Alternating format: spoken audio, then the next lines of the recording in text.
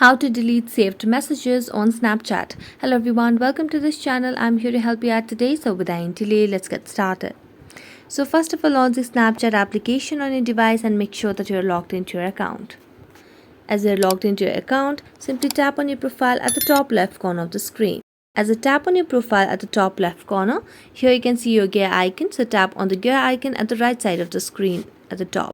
Now scroll down, and as you scroll down, you'll be able to see the option of clear cache. So simply you can tap on clear cache as first, and if you want to delete the saved messages on Snapchat, you can see the option of delete search history as well, but we do not want to delete the search history, so you can tap on clear conversation and you can select particular chat over here.